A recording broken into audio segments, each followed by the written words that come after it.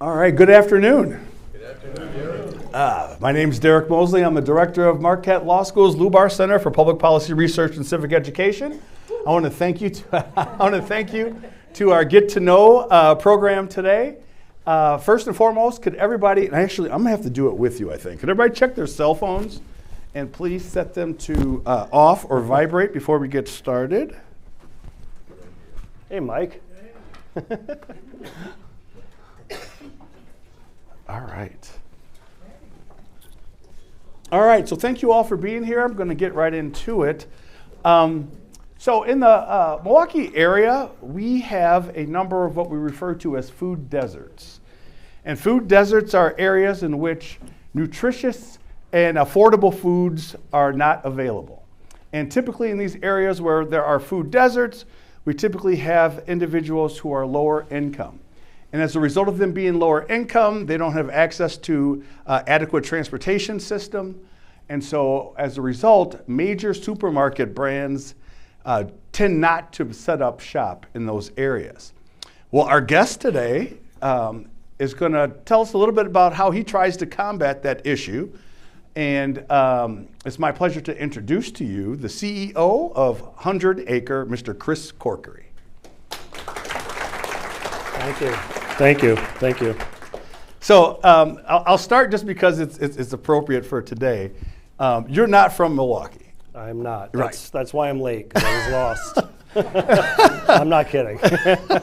He sent me a number of messages saying, am I headed the wrong way on Wisconsin Avenue? Yeah. I'm like, if you hit the lake, you've gone too far. It's tough.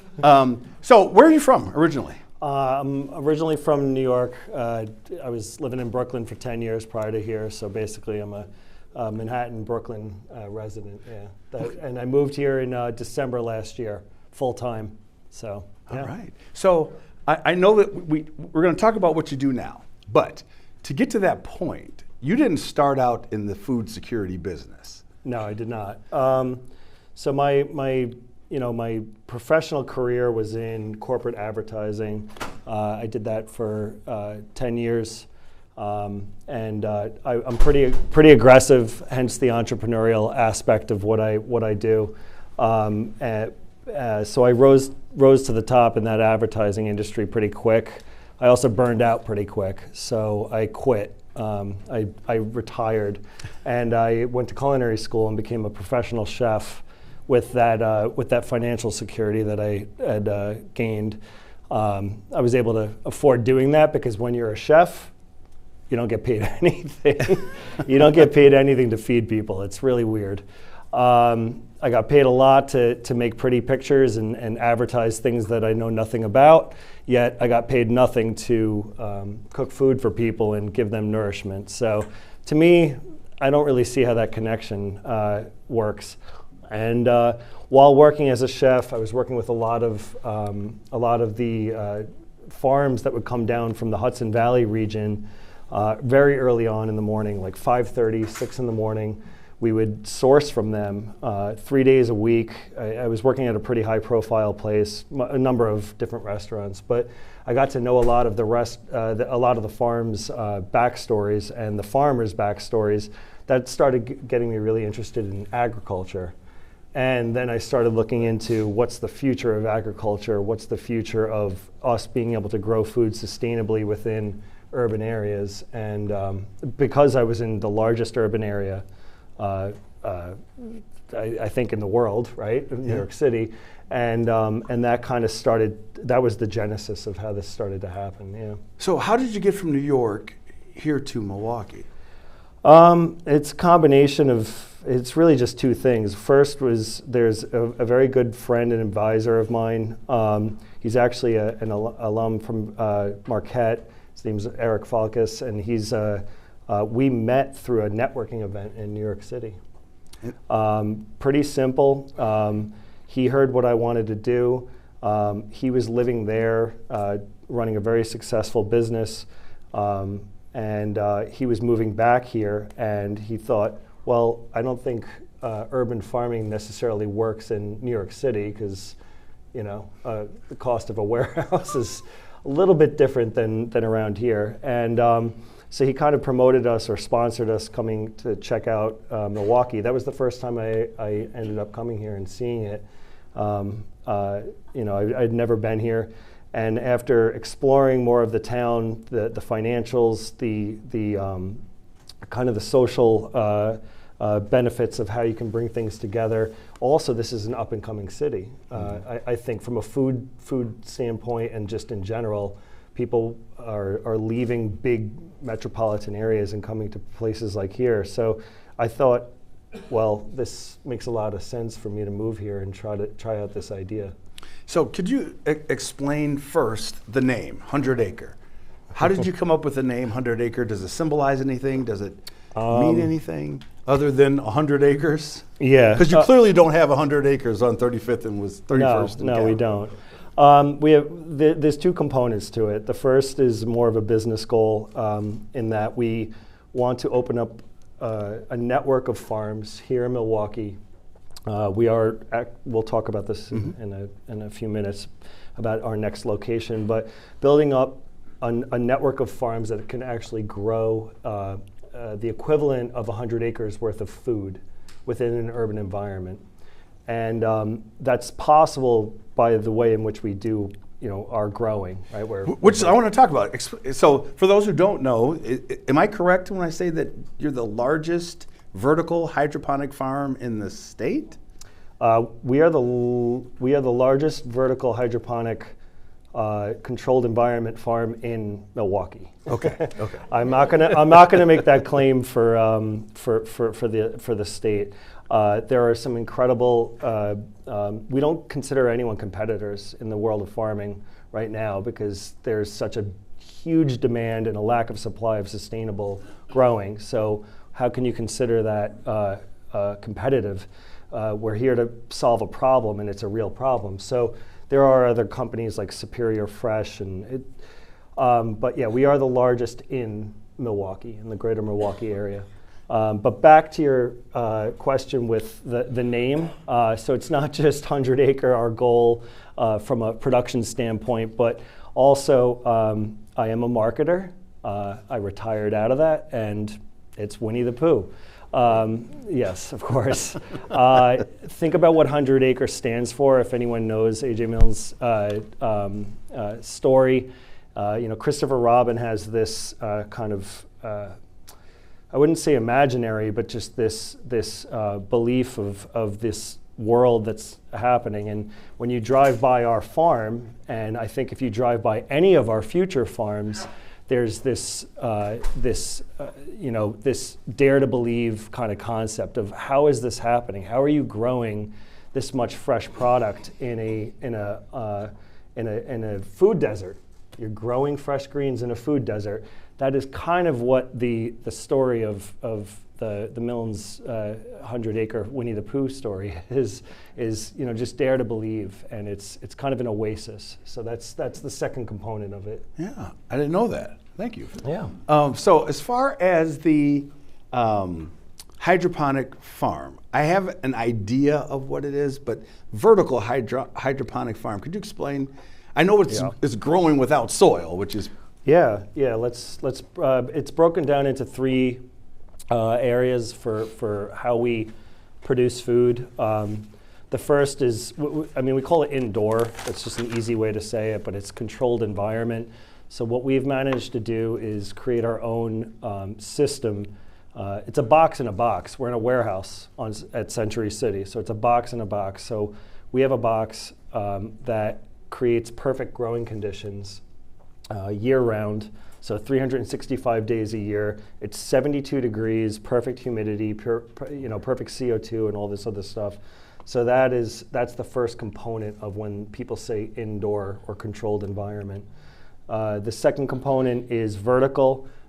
Our method, there's many methods of vertical. There are very fancy, elaborate systems that go 40 feet high growing strawberries in Holland, or growing other products in different ways.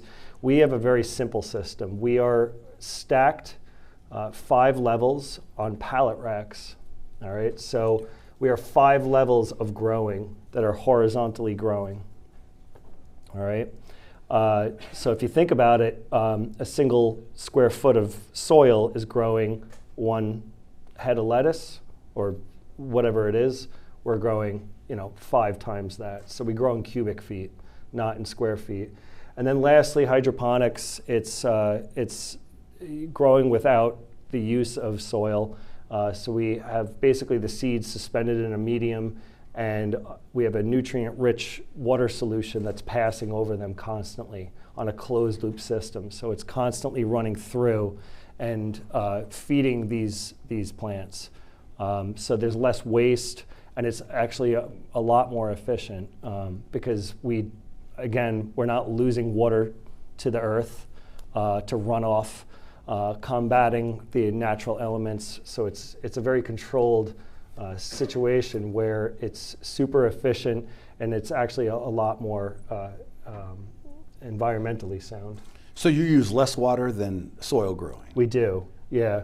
We don't have our own statistics on this specifically, but compared to a soil-based farm, because I wasn't a soil-based farmer, but generally we use about 95% less water than a traditional soil-based farm. And in addition to that, we do not have the runoff components of whatever soil-based farming is putting into the soil, and then it's going out into Earth's atmosphere, and who knows what happens with that. So how did you pick that location? Of all the places in the city of Milwaukee, was there any significance behind Century City? The Department of City Development, a guy that works there, he's a very good friend of ours, Dave Miskey. Oh yeah. Yeah. He was a big proponent of that, as was Michael Carrieri from MSOE. Sorry to call you out, but he's back there. I've known him for a couple of years as well, before I was actually trying to launch this business. And there were some folks that were just basically pointing us to this area in town. And the fact that this building was empty for so long when the city had grand plans to make something of it and nothing could happen.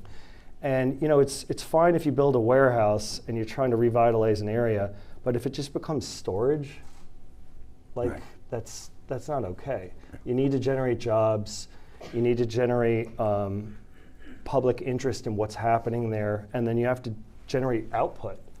And that's a big part of what drew me to the area, is that this building existed, it's clean, it's fine, but it was empty and not really doing what it was set out to do. So it was a really good marriage. Perfect.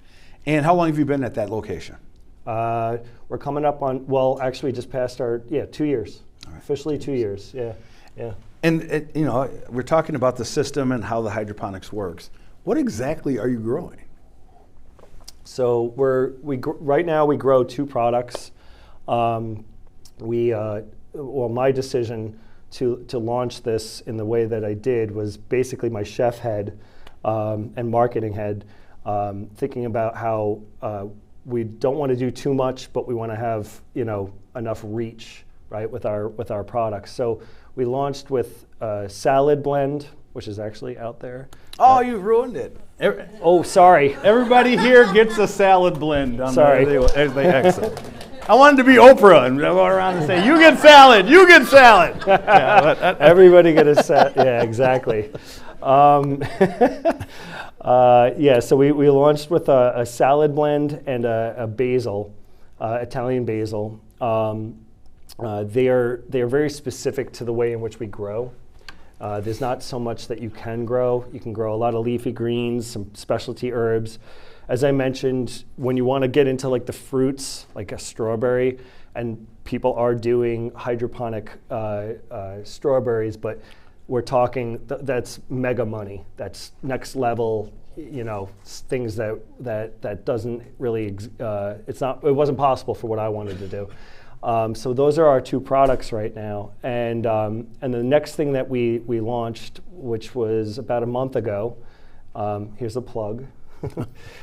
We partnered with one of the chefs that we sell quite a bit of product to, and he started making pesto with our basil. And that's now available in grocery stores. So we've now gone into processed foods. So we worked closely with the Department of Agriculture within Wisconsin, with the USDA, with the FDA in getting that process moving forward. So ultimately, 100 Acre is not just about raw leafy greens and herbs, but it's about processed products, and we're pretty proud of what that product is. I don't know if you've tried I've had it, yes. Yeah, I've had the pesto. It's amazing. The basil and the salad mix, And the pesto is just, it's second to none, because our basil is going into that pesto one day after we harvest it, and you can't find that anywhere. Yeah. So put it into perspective for me. So you said you have the seedlings, they're in this solution, this water solution with all the proper nutrients. So from seedling to harvest, how long is that period of time? Yeah, this is one of our proud milestone markers. So from seedling to harvest, our products take 4 weeks to grow. Typically, if you're growing the products we have, they take 10 weeks. So once again, if you do the math on the efficiencies, it's really impressive. And because we're growing a product every 4 weeks, and we have 4 zones within our farm, so we're harvesting a different zone every week.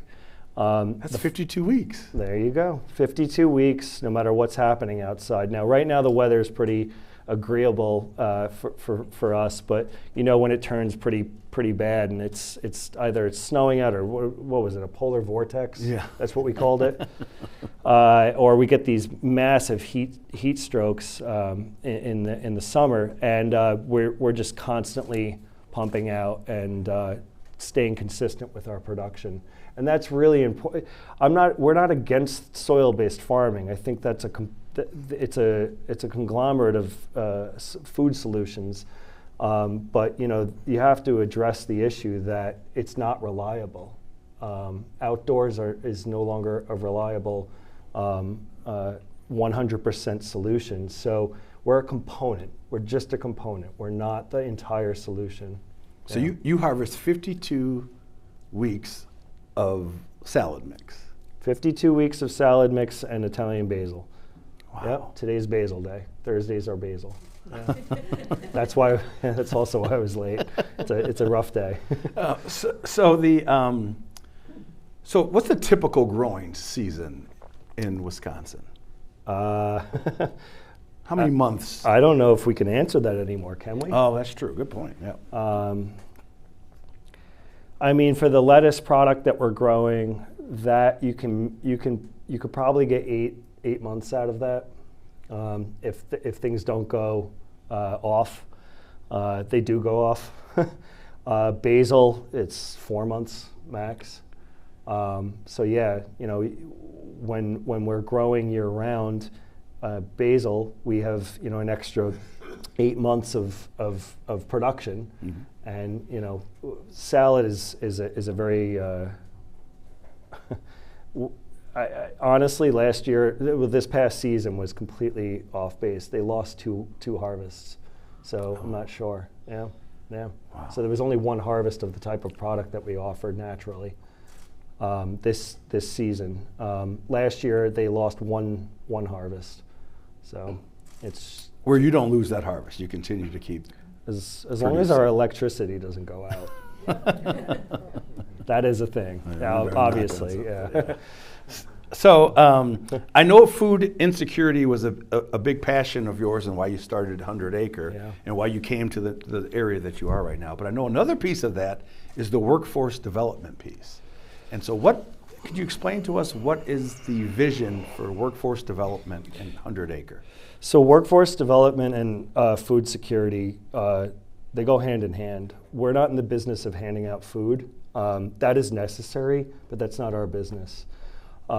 It's really around creating jobs and education for local food production that enhance food security or combat food insecurity. Income and knowledge is how you deal with that. There's no way around it. Yeah. You can give out food, trust me, all right? It's the whole give a man a fish, teach a man to fish thing. That's fine. Again, there's necessary organizations and funding and all sorts of structure for that, for those most in need. But we're trying to kind of bridge the gap between not the most desperate, but those that are looking to elevate themselves into greater food security. All right, and the best way we can do that is through creating more jobs and having an open door policy with the hands-on educational programs that we have with a lot of the MPS schools. And we have them come in and they work with us, the teenagers, and we also hire local. And to us, that's the greatest way to kind of have all things come together. Building this ecosystem is incredibly difficult. It's exhausting, but we see the traction. I mean, by way of means, you have me here today talking about this, and I think that we're onto something. And it really, it's about jobs and education. And I know I'm on the board of Escuela Verde, which is a school here in Milwaukee, and I know they've partnered with you. They come in, and they actually have a cafe at the school where they use your products to sell at the cafe. Who else gets your products? What other schools? Yes. Who else? Not just the schools, everybody. Who gets the product? Yeah, good question. Well, on the school question, so we have I would call it a partnership with the USDA, where we supply, at this point, 30 different schools in the Milwaukee-area through a grant program. So those schools are able to take in our product and for free. Well, the grant program is paying us, but and the point of that is to build a new infrastructure, because schools are so used to processed foods. They're used to canned foods and cookie dough and pizza and all these other things. So what a big initiative that's been happening for the past year and a half is that they're trying to get the infrastructure changed, and it's not as easy as just free greens into a school. It's about having the cafeteria staff actually figure out how to make this product enjoyable for students, right? You can't just put lettuce out there. I mean, what teenager just wants a bag of lettuce? I grew up running to McDonald's because I didn't even want my own my own cafeteria food. So it's changing consumer behavior. It's changing the labor programs within the actual school systems, and then building the infrastructure for farms like myself, natural farms in the summer, and distributors that can actually get that through. It's a huge initiative. It's very challenging. Again, changing consumer behavior is huge, especially when you're dealing with teenagers, as I'm sure most of you know. So that's one big focus on our business model, is becoming a support system for that build out, that network. And then more traditionally, that you know, to the point of your question, we're at grocery stores, so like Outpost and network franchise called Go Grocer. We're at the hotels like, sorry. No. St. Kate, Journeyman. We're basically at all the hotels. We're at the stadiums, all the high-end restaurants, the grocery stores, as I said, and yeah, that's pretty much it, I think.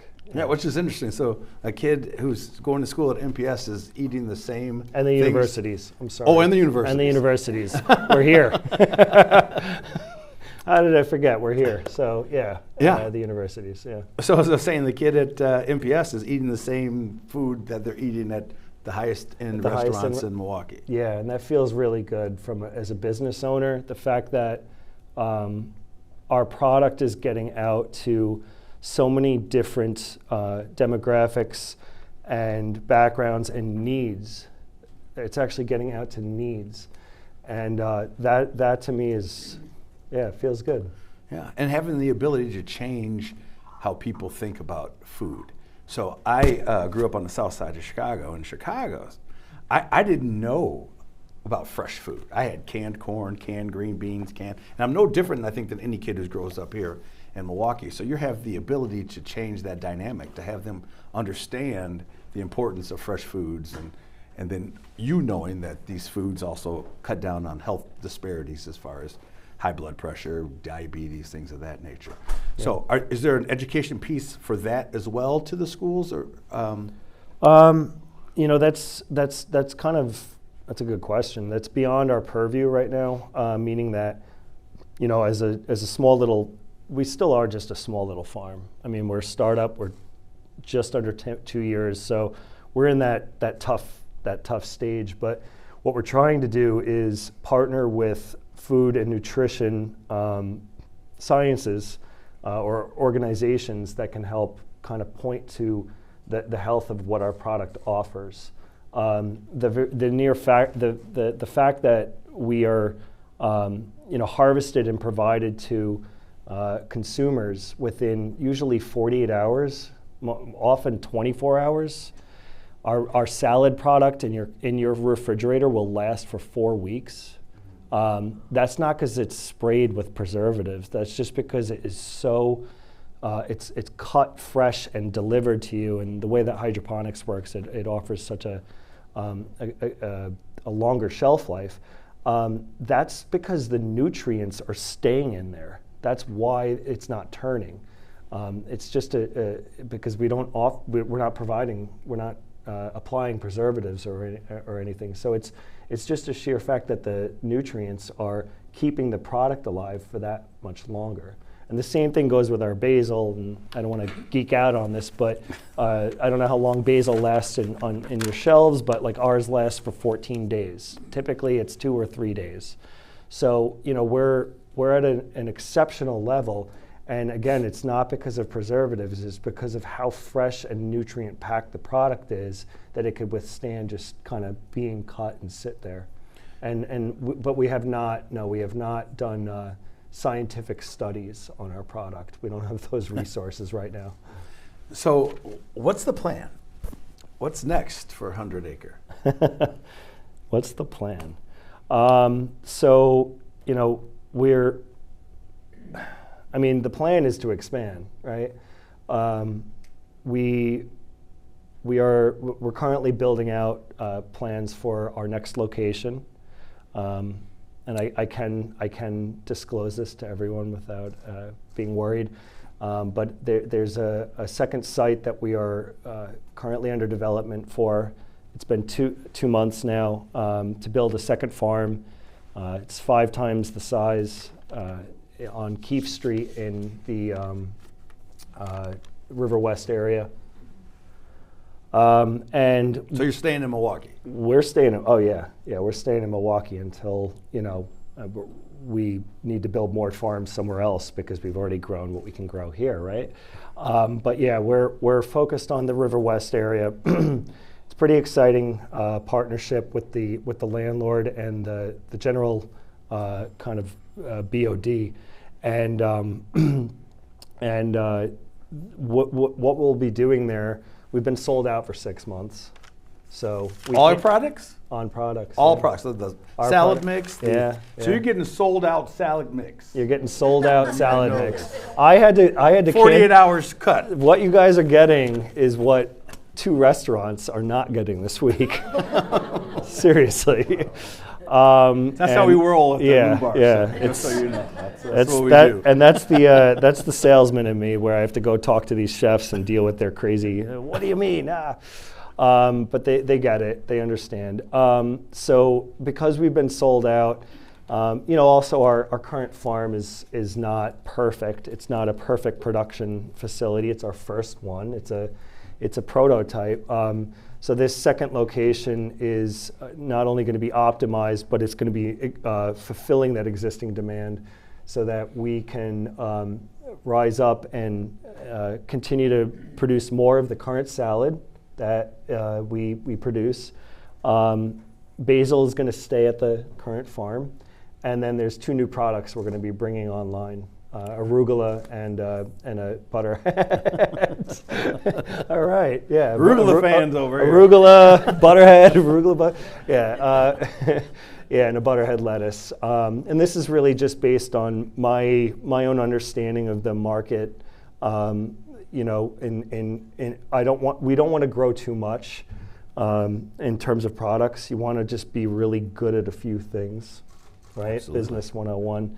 And we see those 4 products as being what our identity is for 100 Acre. You know, the butterhead, the salad blend, the arugula, and the basil. The pesto is kind of just, you know, green icing on the cake. So what can you tell me of some of the challenges you faced on this endeavor trying to build out this vertical hydroponic farm right in the heart of the central city? All right. So, well, I mean, first of all, it's launching a startup, and that's littered with its own challenges. Yeah. You know, you don't know what you don't know, and we've made every mistake, and we continue to make those mistakes, and those mistakes will not go away when it comes to, you know, we opened a factory. That's what we did. We opened a factory, and it's an assembly line with a perishable product. So that's a really challenging thing to do, because your widgets, you can't just put them on the shelf and, you know, figure it out later. You gotta, time's ticking. Mm-hmm. So the first thing with our launching this business, a factory, is, you know, the fact that we have a perishable product. The second thing is that the industry itself is very unestablished. It's also it's full of BS, to be honest. I don't know how much you guys have looked into the world of indoor agriculture and what's happening, but more businesses are closing than are opening, and we're talking like in the hundreds of millions of dollars, not a small business like mine. Massive organizations are closing because they were overvalued, and there was a misdirection in how money was raised against this, thinking that, you know, putting money into growing lettuce is going to make you 100x. So they got Silicon Valley money doing this. And, you know, investors pull out and businesses close. Mm-hmm. So it's a very messy industry, and there's not a lot of information available. So the second component of why this is so difficult is that we really are a pioneer or a trailblazer, because we just kind of rolled up our sleeves and did this without a lot of information out there. No one's sharing information. Right. And the information that's available is just, it's bunk. And then the third thing is moving here. I mean, I'm from New York. I came here to Milwaukee, and I didn't know anyone except for that one person I mentioned. Yeah. And this is a unique town to do business in. It's about who you know, not necessarily what you know. Seriously. And it's also not a very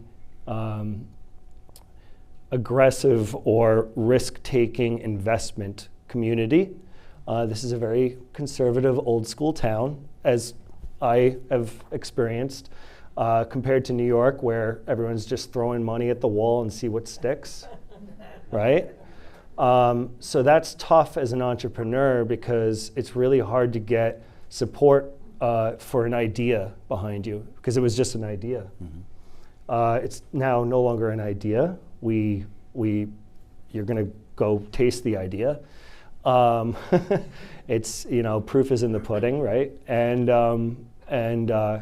getting through that hurdle has been very difficult here.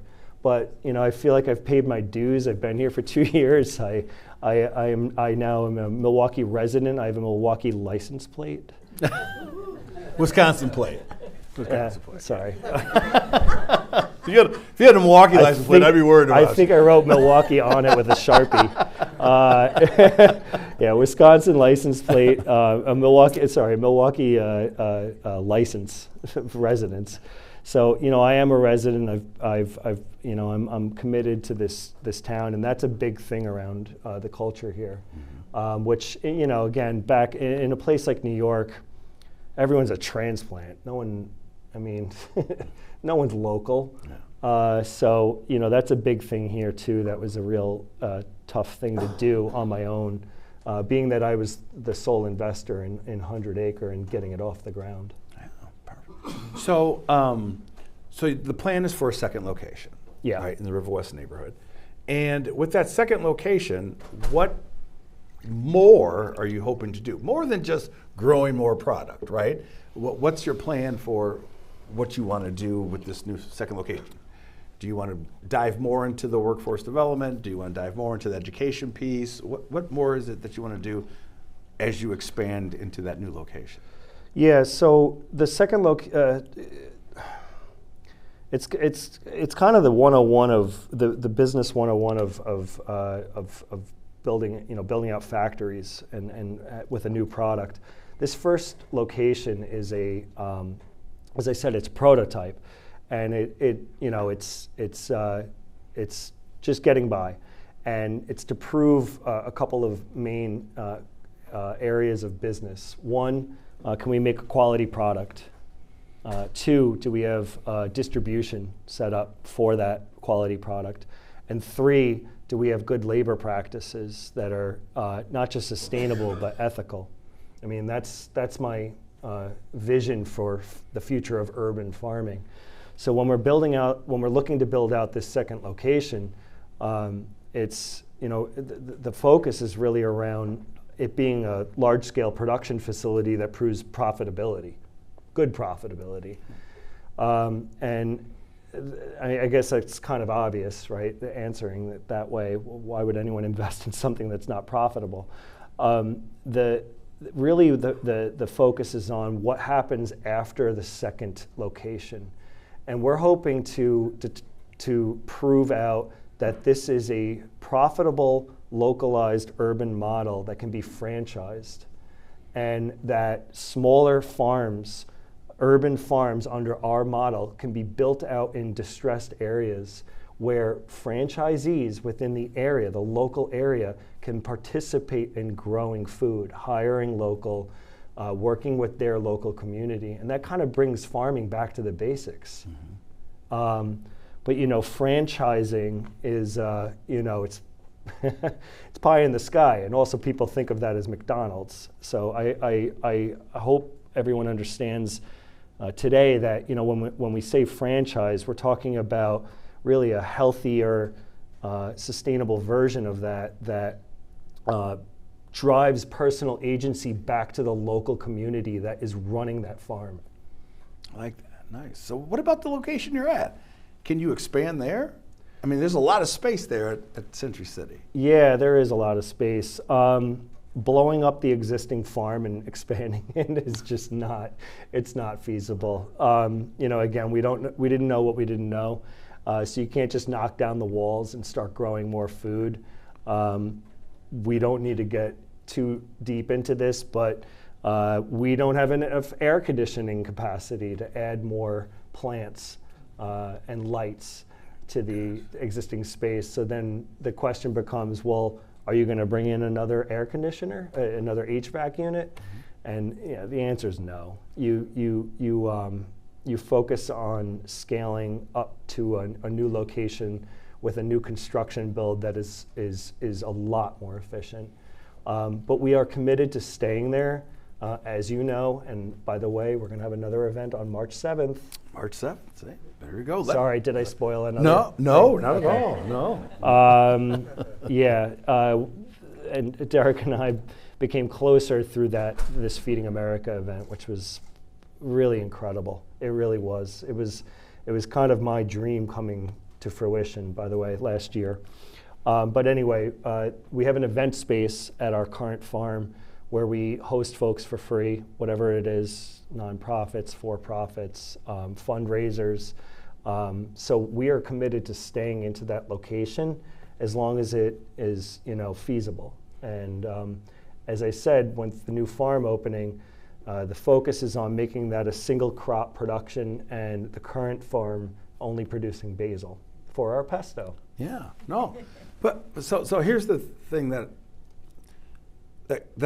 reason why I'm asking this question is because I've lived in Milwaukee now for 30 years now, right? And in that period of time that I've lived there, that Century City location has been vacant. Yeah. And so when they built the actual first warehouse there, they were storing kegs. Like you said, you mentioned how you wanted it to be a space where the community could be a part of it, people Right. could be employed there, and they're just storing kegs. And so I didn't understand why the city won't build another warehouse. So you don't have to blow out the one that you have, build another warehouse there. Right. So that you can expand that location there and then hire more people from the neighborhood and keep it going. Have you had conversations with the city in regards to that? I'm not at that pay grade. I don't have those connections. I'm not at that level. I think that would be incredible, especially with what they're intending to do for that, the land of that area. Mm-hmm. If that happens and it happens soon, that's great. I would love to expand within that area. I mean, from a business standpoint, right? Why do I want to travel 20 minutes from or 15 minutes from my existing operation? It makes tons of sense, absolutely. And I think it would be a great story, and it would work well with the city's plans for that area. But yeah, I'm kind of just going with where is there a good property to go to afterwards, and it doesn't exist right now. Yeah. It's, It just seems because the city is trying to do that transformation from all the rail lines that run Yep. through that area, Yep. rails to trails. So they're going to build a trail that goes right through that area Yeah. to connect with the state trail, Hank Aaron State Trail, and make it part of it. It just makes sense that if you want people to come into that area, yeah. you would have business like yours at that location. I think we're a little bit too small to be considered as a business right now. We're not a multi-million-dollar operation, revenue producing and stuff. So it does kind of, as I said, it's like pay grade.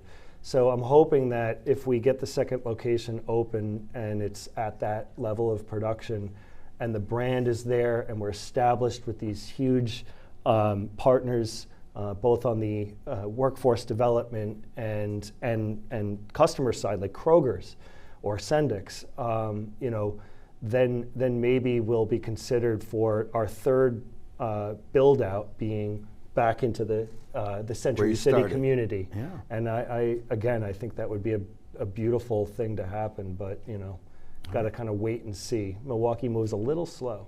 Yeah, no. A little bit. For sure. All right, at this time, I'm going to open it up for any questions. Yeah, right here, please. I love it. Yes. An idea that might help you with some of your workforce development and outreach efforts. Have you thought about contacting some of your predecessors in this hydroponic business? We had Will Allen, who was a growing power, and the folks down in Sweetwater Organics in Bayview, and I'm sure Michael Carriere can connect you with some of these folks, but we have a history of this industry in Milwaukee, and I'm wondering if building on that can help you. So Will and I, he was the third person I met in this town, and we're still very close. In fact, he buys from me occasionally for his CSA program. So yeah, we've had conversations around how that might make sense. The challenge there is that that was a nonprofit, and the workforce that is involved in a nonprofit is very different than what I'm providing. I'm providing entry-level food service labor wages. It's very different. But yeah, no, we were connected well with them. And then on the Sweetwater side, I I actually don't know anyone there. I don't know anything about it. I know that there's a nonprofit and a for-profit, I believe, right? There was some sort of thing going on.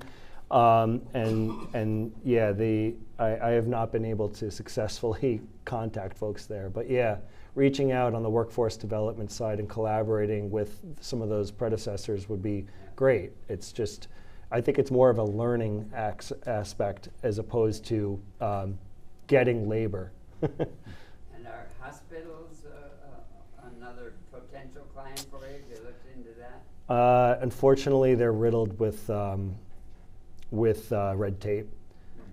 Yeah, they need to, in order for them to purchase products, they have to go through a whole regulatory process, and it gets a little bit muddy. Even though we pass those inspections, we don't have those, let's just call it relationships. So, but we are actively talking to Aurora, and I forgot the other organization, but yeah, so we're talking to two large organizations to see how we can maybe break those boundaries down. Yeah. Al? Oh, I love this. You talked about your water being enriched. Tell me about that. All right. Speaking to this microphone, right? Yeah. You taking notes over there, Al? I'm going, no, That's a big- somewhere with that because I used to be the vice president of the Center for Veterans Issues here in Milwaukee. And we started an aquaponics program growing fish. And we used that water to grow vegetables. All of this was a therapy program for veterans who were going through the transition of being homeless, going through alcohol and drug treatment, Wow. and what have you. We took that to Washington, D.C. at a national veterans forum and won a national award for doing that. But since I left the organization, they dropped that. And my question is about the water, but also about, you said workforce. Mm-hmm. Have you thought about connecting with the veterans in respect to that? Because some of those people have training from the military and beyond. Yes. At scale, I see that being the only future for my organization is working with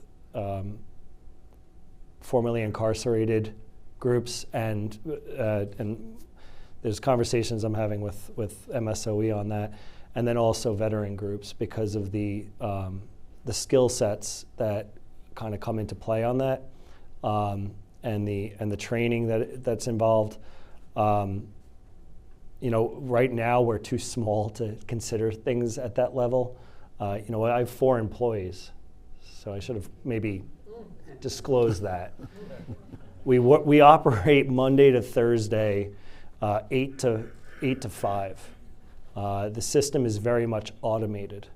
The next operation is going to have 20 employees full time, operating 7 days a week. So once we get into that level, that's when it starts to become, I think, a little bit more relevant on Even with that, getting some of the people going through therapeutic programming yeah. could be volunteers and help you without any cost. Agreed. And we, this is an interesting side story. I don't want to go off the rail too much here, but when we launched, we actually partnered with a nonprofit group, and we took in three formerly incarcerated individuals. They were all in their 60s, actually, and they were lifetimers. And that's how we launched and actually had them as our farmers. There was no structure or real intention behind that. It was just it was a benefit for our business, and the results were incredible. They ran their course and each worked for about 6 months, but that experience kind of showed me that there's a larger opportunity there in how our farm operation can support that. Again, we're not at the scale where we can kind of build something like that out right now, but it's very much within my business crosshairs in getting that established. And then on the water question, I mean, this is sort of open-ended, but we use Milwaukee. Milwaukee water is incredible. It is. It's amazing. I'm telling you, we do some serious testing with UW Freshwater Sciences and consistently, and it does change from the summer to the winter in what's just coming right out of the pipes. And this is on 31st and Capitol, so don't take it for granted. Depends on where you are, but you know, that was almost a stroke of luck for our hydroponic operation in that the existing water system is providing such a, I wouldn't say pure, but just a solid water nutrient mix, of which then we have to treat a little bit. We add some natural fertilizers. I own a house in that area. Okay. Yeah, drink it up. I drink it up every day. Yeah, my Any staff. other questions? I want to make Sorry. sure I get as many as I can. Yeah, sorry. No? Just real basic, the pesto and the salad mix in the stores, is it 100 Acre pesto? Yeah. So it's all branded. It's all our brand.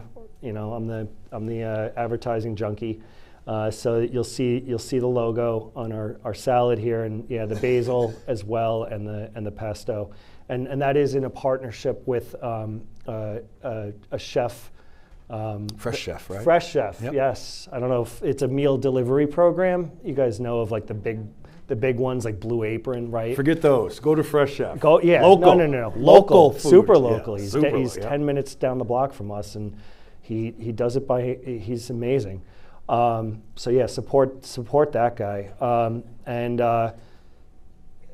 as a plug, what we're working on right now, I gotta share this with that pesto. It's called Pesto with Purpose. We're waiting on some final terms with Kroger's. We're hoping in that it's going to be stocked on their shelves, and for every package sold, it provides one meal to the underserved, which the profits are going back to Feeding America. And Feeding America has been just a remarkable partner since the day we opened. Our first harvest went to Feeding America, ever. On January 2nd of 2022, our first entire harvest went to Feeding America, and they committed to purchasing from us, and that's how we actually got off the ground. So they are remarkable, and we're excited to kind of bring that full circle program back, where you got a pesto product you can buy from a local farm, where it's going to the local food bank, feeding people. So you guys know that when you're buying something, it's reinvesting into your own neighborhood. In the back, Cornelius? You just answered the question. Oh, okay. What's up, man? He's been an incredible partner of Feeding America East Wisconsin since the beginning. So I'm glad he shared that he really is giving back to the community, and we appreciate that partnership. Yeah. And of course, you, Mr. Mosley, thank you so much. Oh, I appreciate that. Thanks. Any last question? Yeah, please. Do you do tours at your operation? We do limited tours just because of bandwidth at this point, but yes, we have groups come in. Usually I handle them personally, so I kind of have to juggle things a little bit, but yes, we handle tours. We'd ask that if you would want to do a tour, we try to get a larger group in so I can have more folks at once. Otherwise, if it was one at a time, I'd Schools do it? Classes? Oh yeah. We have we run a school curriculum called Edible Learning, and that basically is a hands-on tour for, as Derek mentioned, with Escuela Verde school. But yes, schools come in all the time, typically on Fridays. Okay. All right. Oh, Yes. I'm at 1:15. One more. Just a quick one. Tell me about River West. Where in Keefe are you, and do you sell to the River West Co-op? We don't sell to the River West Co-op, and In terms of the location on Keefe, that's going to be a to be continued. I'm sorry. It's it's very early stage, but but it's a very large facility of which we're going to be a little piece of it. Yeah. But we don't sell to River West, and if there's any introductions you want to make, we'd be happy to have that. All right, thanks. Everybody, could you give Chris Corkery a round of applause? Thank you, Joe.